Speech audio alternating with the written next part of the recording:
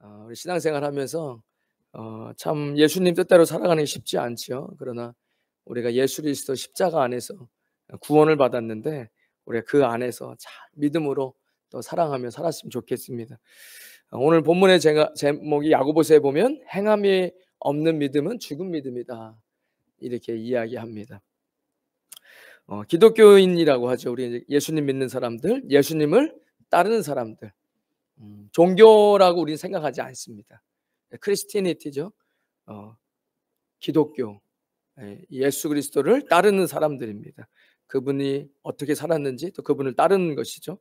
그러나 언제부턴가 이런 신문이나 이런 데 보면 썬데이 크리스찬 이런 말들이 나와요. 기독교인의 신앙과 그들의 삶이 이분화되어져 있다는 겁니다. 주일에 교회에 나와 예배는 드리지만 그 말씀대로는 살지 못하는 그런 기독교인들을 이야기한다고 합니다. 이 썬데이 크리스찬이라고 하는 그 특징을 제가 찾아봤는데, 신문에 5가지 특징이 있는데, 하나님보다 사람들의 시선을 더 의식한다. 세속적인 기독교인들은 지혜의 시작인 여호와를, 하나님을 두려워하기보다 친구들에게 보이는 겉모습이나 자신의 지위와 인기를 더 추구한다. 두 번째, 성령님에 이끌리지 않고 물질에 이끌린다. 하나님보다 물질을 우선순위에 둔다면 그것은 이미 이 세속화되어져 가는 그런 문제가 있다는 것이 썬데이 크리스찬의 모습이라는 겁니다. 또 세 번째는 예배에 참석하는 목적이 이런 인간관계 때문이다라고 이야기하는 겁니다.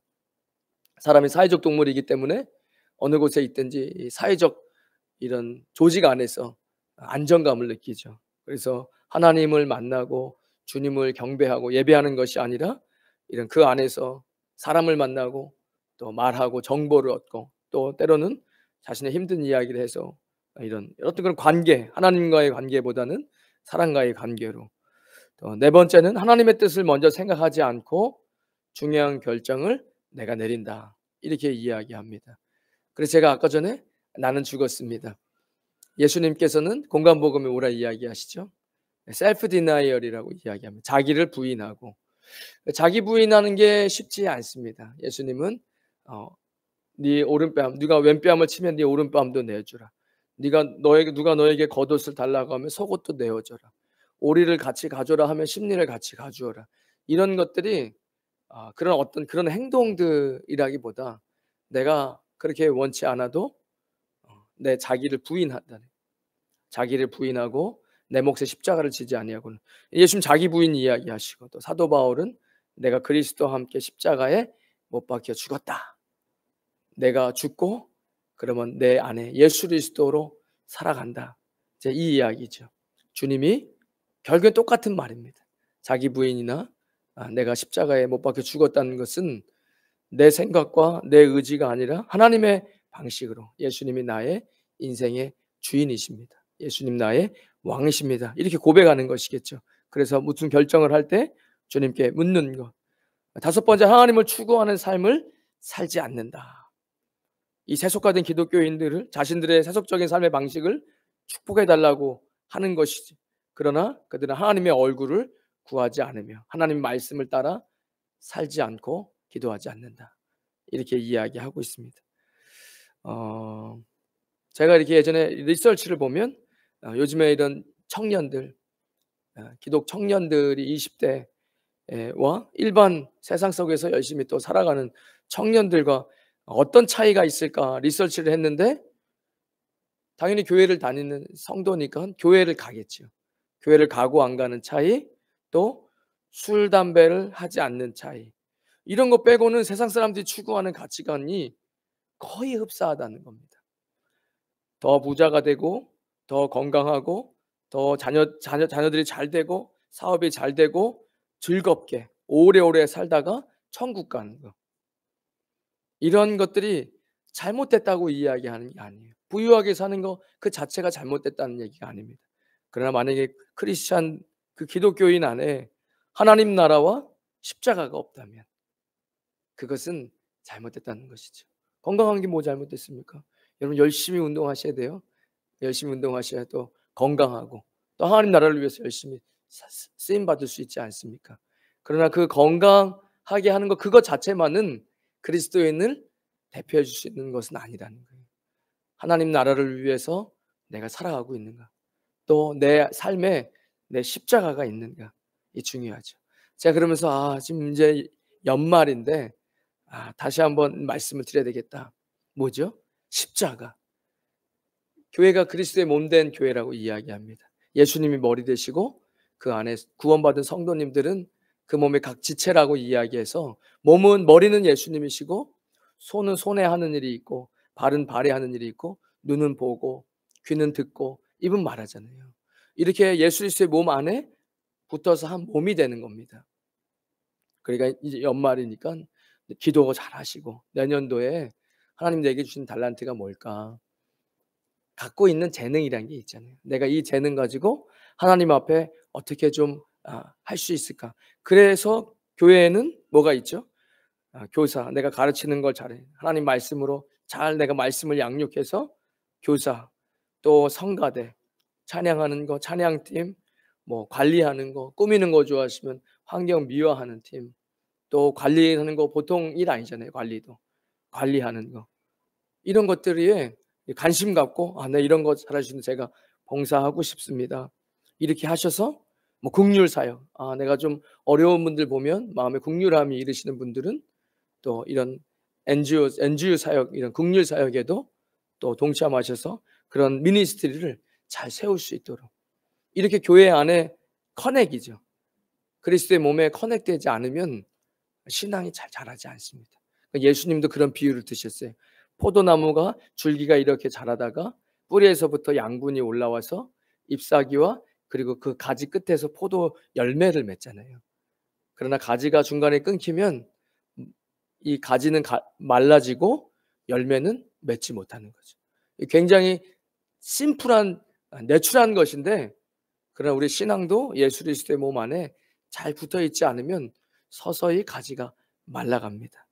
그래서 연말이지만 내가 이런 것들 이제 광고 나오거나 보면은 이제 12월 달에 보면은 봉사하는 것들 이렇게 올려놓거든요. 거기 보셔서 내가 잘하는 것들을 위해 잘 기도하시고 하나님 내가 한번 1년 주님 앞에 한번 잘 봉사해 보겠습니다. 이게 그리스도의 몸에 잘 붙는 것이라면 제가 좀 이거 쉽지 않습니다. 내가 시간을 내야 되는 것, 때로는 내 물질을 써야 되는 것, 정해진 시간 이런 거 되게 부담스럽잖아요. 현대 사회에. 그러나 이런 일들을 하려면 정해진 시간 또 이런 것들을 딱 내가 헌신해야 되거든요. 또 책임감 강하신 분들은 그래서 안 하세요. 중간에 못 할까 봐. 그러니까 기도 한번 하시고 하나님이 은혜 주셔서 제가 한번 해보겠습니다 하고 이렇게 하는 것도 좋은 방법이지 않을까 싶습니다. 그럼 무엇이 문제인가? 제가 생각을 해봤는데 그리스도인의 기독교인이라고 하는 이 사람들이 말하는 것과 신앙의 생활이 똑같지 않다는 거예요. 그러니까 세상 사람들이 너네들이 이야기하는 것과 너의 말과 행동이 달라라고 이야기하는 것이죠. 성경 말씀대로 살지 않는다는 거예요.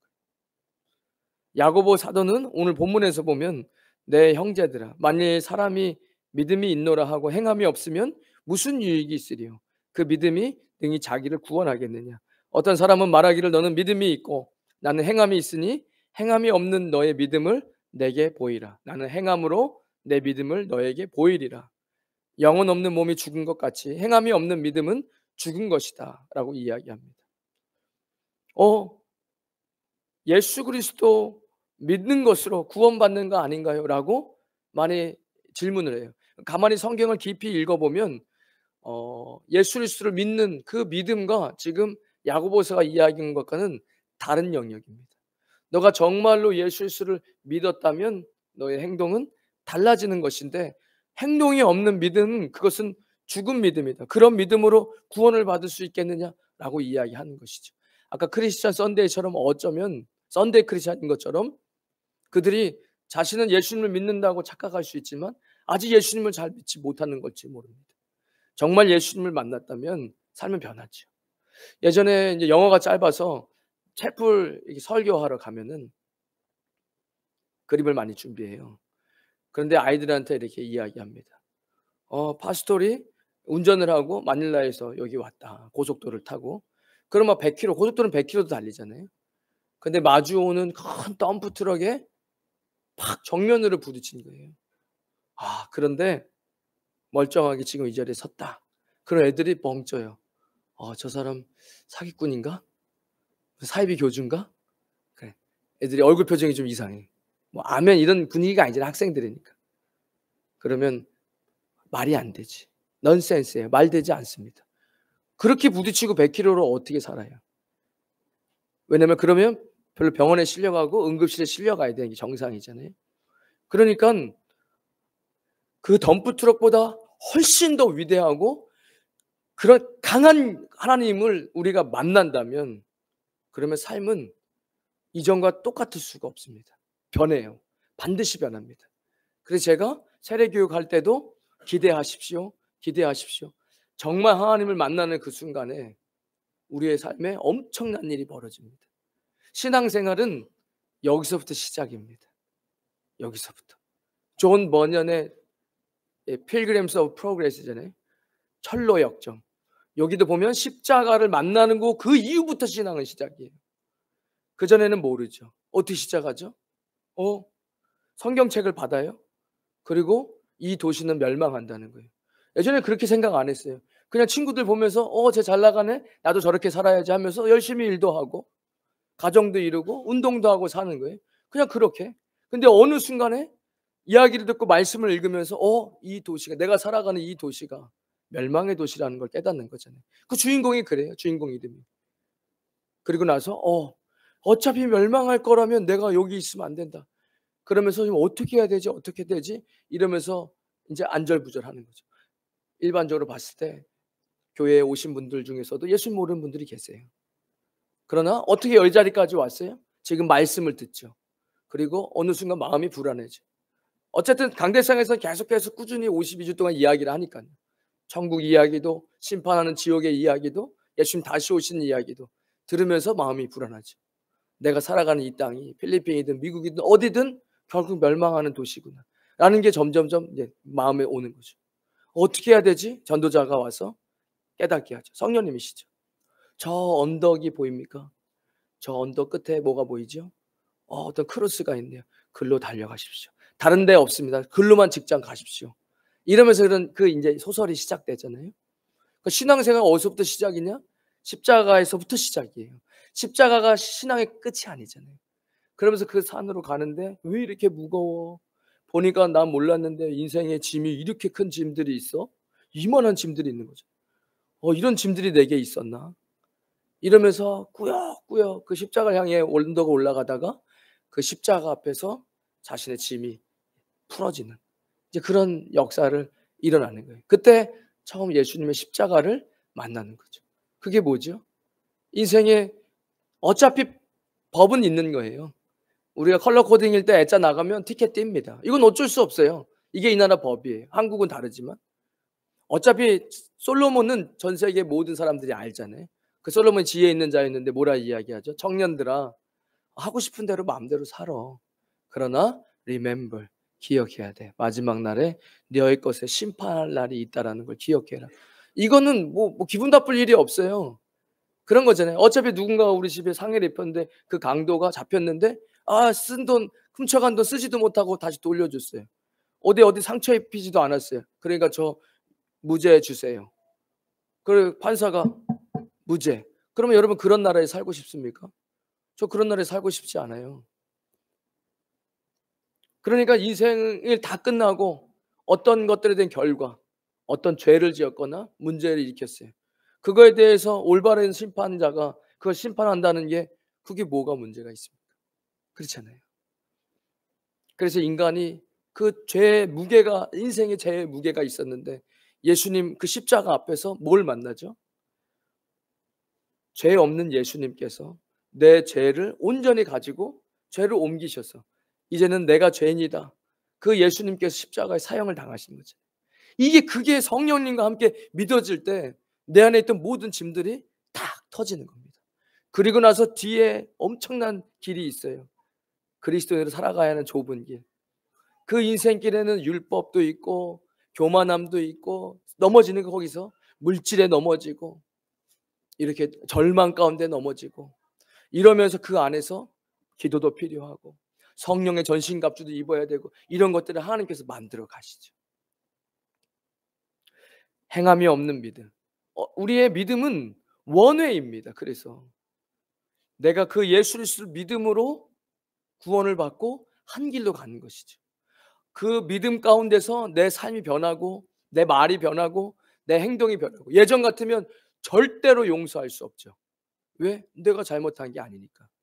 그런데 예수님께서 갑자기 왕 되셔서 나도 잘못한 게 하나도 없어.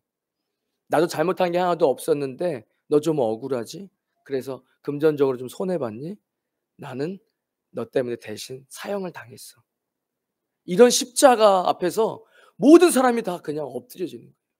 그래서 예전 같았으면 참을 수 없었는데 예수님도 나를 위해 참으셨으니까 나도 예수님을 위해서. 이렇게 되면서 사람이 말도 바뀌고 행동도 바뀌어요. 그런 행동을 이야기하는 거죠. 믿음이 있는 사람들이 행함이 있다. 그러나 어떤 예수님 모르고 어떤 행동으로 구원을 받. 나는 좋은 일을 많이 했으니까 천국 간다. 그럴 수 없는 겁니다.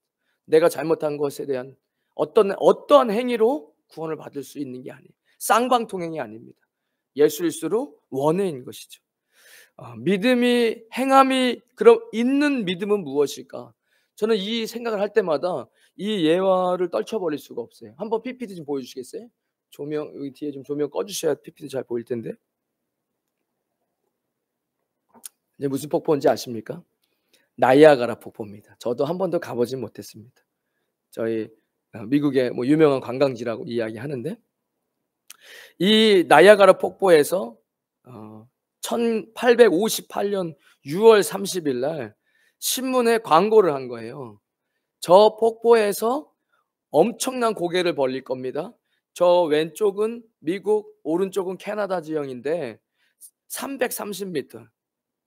이 길이에 아무런 안전장치. 원래 이렇게 허리에 안전장치에서 줄에다가 묶거든요. 떨어지면 허리에 딱 걸리게. 그런 안전장치 없이 저기를 사람이 지나갈 거니까 많이 와서 구경하십시오라고 미리 신문에 광고를 했어요. 그 미국 쪽이나 캐나다 쪽에 사람들이 엄청 많이 모였겠죠. 그 당시에 뭐 볼거리가 있던 게 아니니까.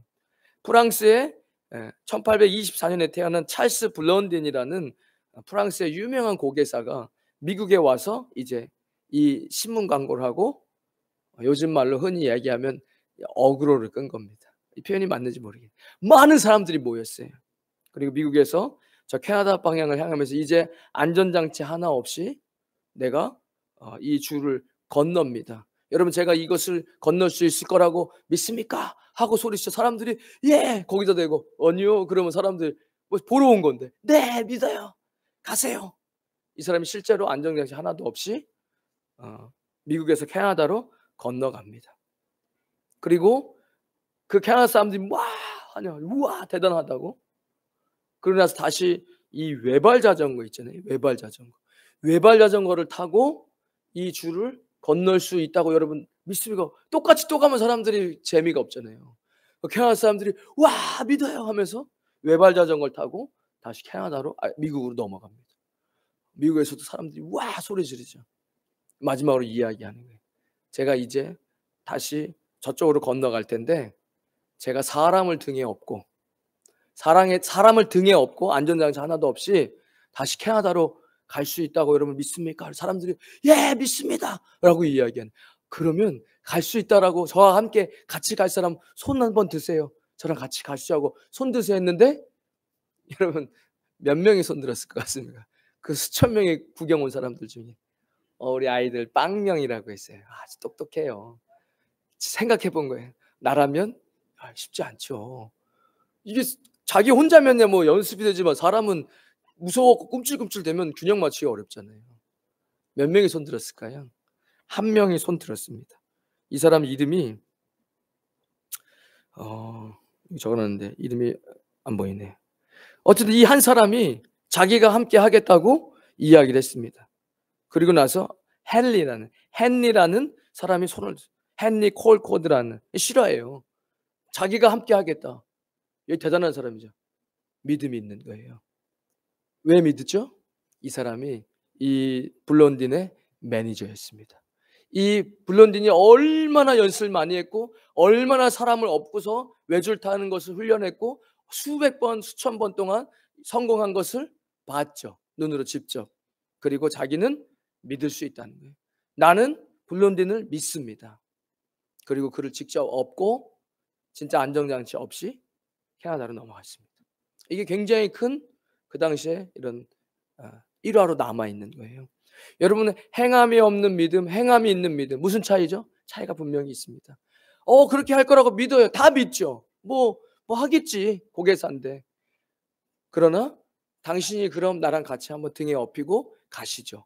믿는다면, 진짜로 믿는다면 저 사람은 진짜로 믿고 자신의 목숨을 맡긴 거예요. 이것이 진짜로 믿음이 있는 거죠. 행함이 있는 믿음이라는 것입니다. 여러분, 말씀에 행함이 없는 믿음은 죽은 믿음이라고 이야기합니다. 그것은 믿는 것이 아니라는 겁니다. 예수님 마태복음 7장 21절에 나더러 주여 주여 주여 하는 자마다 다 천국에 들어가는 거 아니다. 다만 하늘에 계신 내 아버지의 뜻대로 행하는 자라야 들어가리라 이야기합니다. 믿음으로가 그 믿음이 the faith잖아요. 그 믿음은 행함이 따라온다는 거예요. 속으로 주여하고 교회에 어텐딩하고 출석하는 거, 그거 성경에 그런 말 없습니다. 내 양은 목자의 음성을 듣고 나를 따르느니라 라고 이야기해요. 나를 따른다는 건 뭐죠? 예수님이 하신 그 길을 따라가는 것이고 그 말씀을 따르는 것이고 그대로 사는 것이죠. 어려워요. 안 돼요. 제가 해봤는데 정말 내가 죽고 정말 주님 앞에 이렇게 해달라고 성령님 도와달라 하지 않고서는 사람이 한번 해보자 하는 걸로 되지 않습니다. 물론 해보자는 마음 자체를 저는 부정하는 건 아니에요. 그러나 이렇게 신앙이 한 걸음 한 걸음 성장하면서 더 느끼는 것은 내가 한번 해보자 하니까 좀 되면서 믿음이 성장하는 것 같고 신앙이 좀 되는 것 같았거든요. 신앙을 더 하면 할수록 내가 할 수 없다는 것을 저는 깊이 깨닫습니다.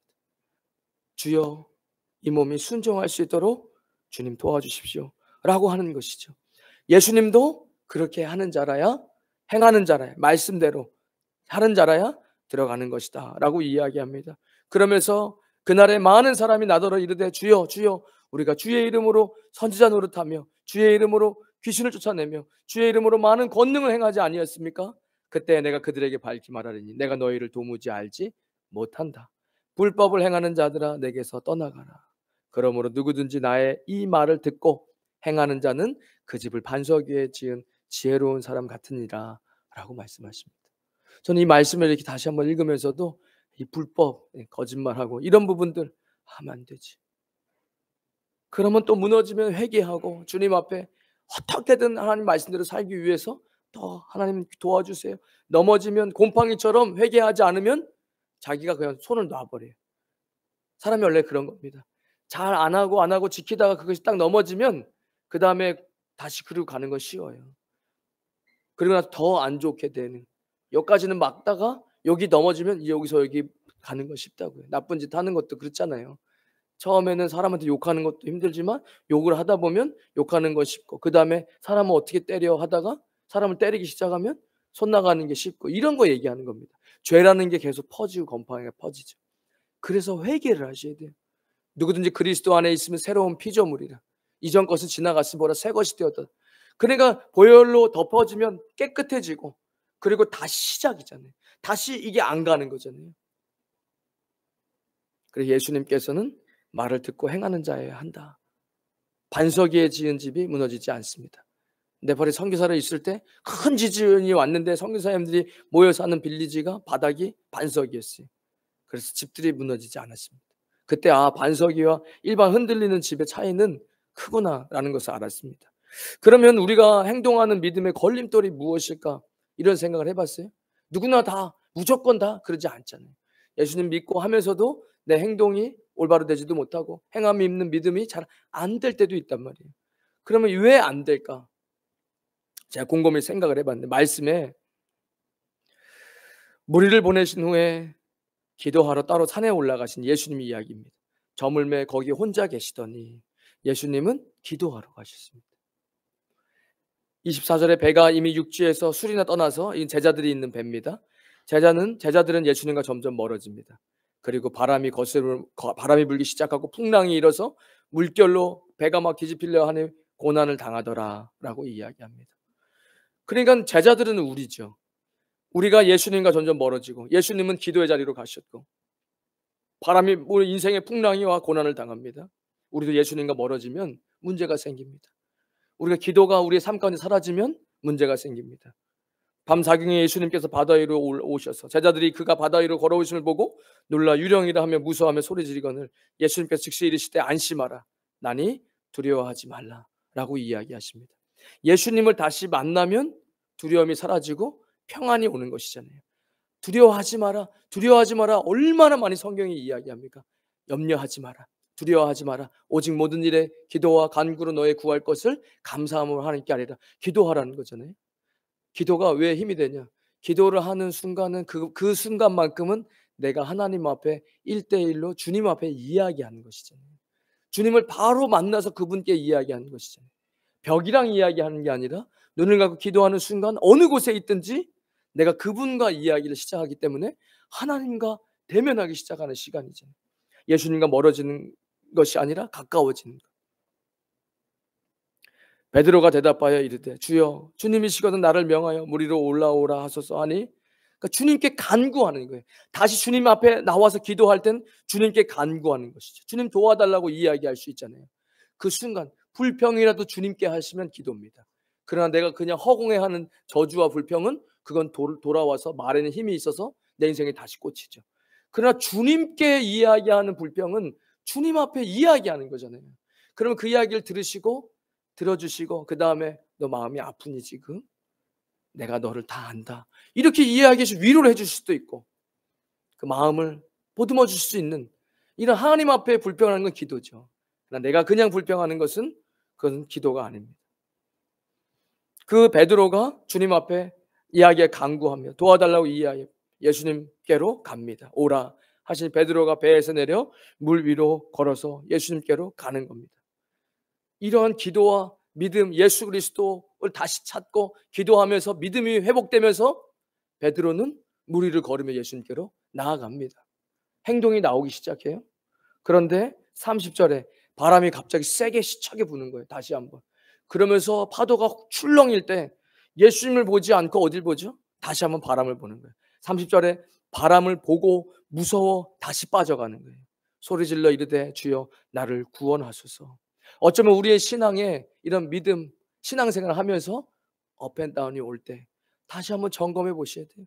예수님은 기도의 자리에 나가셨고 제자들은 멀어지고 풍랑이 오고 그래 다시 예수님 만나니까 주님께 간구하고 믿음이 생기고 믿음으로 행동하고 우리의 인생입니다. 그러다가 또 어려운 일이 올 때 또 어려운 일을 쳐다보니까 시험거리를 쳐다보니까 갑자기 무서워지면서 또 바다로 가라앉는 그리고 다시 예수님 쳐다보면서 예수님이 그를 건져주시죠. 여러분 바람 보는 거 아닙니다. 세상 보는 거 아닙니다. 여러분 파도 보는 거 아닙니다. 여러분 인생의 어려움 보는 거 아닙니다. 예수 그리스도를 보십시오. 믿음의 주여 온전케 하시는 예수 그리스도를 바라봐야 됩니다. 제가 교회를 다니면서 전도 생활을 해도 목사 생활을 해도 만약에 넘어져요. 엄청나게 많이 넘어집니다. 넘어지고 보니까 돌뿌리가 있는데 보질 못했어요. 인생의 시험거리입니다. 언제나 다 있어요. 학생들도 있어요. 초등학생들도 있고 중학생도 있고 다 있어요. 대학생도. 그런데 자꾸 딴 데를 보는 거예요. 내가 가야 할 길은 이 길이 분명한데 자꾸 다른 데를 쳐다보면서 걸어가면 돌부리에 걸려 별것도 아닌데도 화당하고 넘어질 수 있습니다. 말씀은 믿음의 주여 온전케 하시는 예수 그리스도를 바라보자. 여러분 풍랑은 이룰 수 있어요. 우리가 그걸 다 컨트롤할 수 없습니다. 그러나 예수 그리스도를 바라보는 겁니다. 우리가 가야 할 길은 좁은 길입니다. 이미 정해져 있습니다. 좁은 길. 멸망으로 인도하는 문은 크고 길이 넓어서 찾는 자가 많습니다. 어쩌면 많은 사람이 글쎄요. 많은 사람이 모이는 곳, 많은 사람이 좋다고 하는 것 그것이 성경적이지 않습니다. 어쩌면 진리는 외롭고 좁고 그런 길입니다. 많은 사람이 가지 않는 길일 수 있습니다. 어느 순간 마음이 조금씩 차분해지는 것 같아요. 사람들이 많이 모인다고만 해가지고 그게 그럼 좋은 것이냐? 저는 그렇게 보지 않습니다. 세상의 진리를 향해 가는 사람이 얼마나 많이 없겠습니까? 말씀이 진리인데 멸망으로 인도하는 문은 크고 길이 넓어서 찾는 자가 많답니다. 생명으로 인도하는 문은 길이 협착하고 좁아서 찾는 자가 적다고 이야기하십니다. 우리가 가야 할 길은 좁은 길입니다. 세상 사람들을 가지고 있는 거 나도 다 갖고 싶다. 나도 명예를 갖고 싶다. 뭐 다 갖고 싶다. 그러나 우리 안에 예수님이 없다면 우리 넘어질 수 있다는 겁니다. 예수님께서 즉시 손 내밀어서 그를 붙잡으시되 이르시되 믿음이 작은 자여 왜 의심하였느냐 이렇게 이야기합니다. 오늘 믿음에 대해서 이야기하는데 예수님 바라볼 때 다시 믿음이 회복되어지고 기도할 때 믿음이 회복되어집니다. 그 예수님 바라보면서 인생길을 걸어가는 겁니다. 예수님 우리의 인생에 함께 가시면 바람은 그치고 우리의 삶이 다시 평안이 찾아옵니다. 그 예수님 바라보면서 믿음으로 살아가는 저와 여러분 되시기를 주님의 이름으로 축복합니다. 하나님, 이 땅에 살아가면서 힘들고 어려운 시간들이 있지만 예수 그리스도를 바라봅니다. 주님은 모든 것을 아십니다. 우리를 위로하십니다. 내가 너를 다 안다고 주님 말씀하십니다. 그 예수님 앞에 나아와서 우리의 모든 짐을 내려놓기 원합니다. 수고하고 무거운 짐진 자들아 다 내게로 와라. 내가 너희를 쉬게 하겠다. 주님, 하나님께서 우리를 향한 마음은 심판 아닙니다. 하나님께서 우리를 향한 마음은 정죄 아닙니다.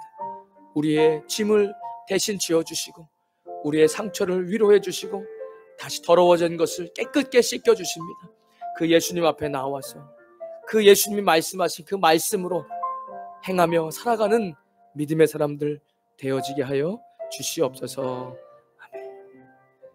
이제는 우리 주 예수 그리스도의 크신 은혜와 하나님 아버지의 무한하신 사랑과 성령님의 감동, 감화교통하심이 오늘 주님 앞에 나와 말씀 듣고 순종하는 주의 백성들 머리머리 위에 그들의 가정과 자녀들 위에 땀 흘려 일하는 믿음의 기업 위에 우리 임마누엘 교회와 이 땅 필리핀과 조국 대한민국 위에 지금부터 영원까지 함께 있을지어다. 아멘.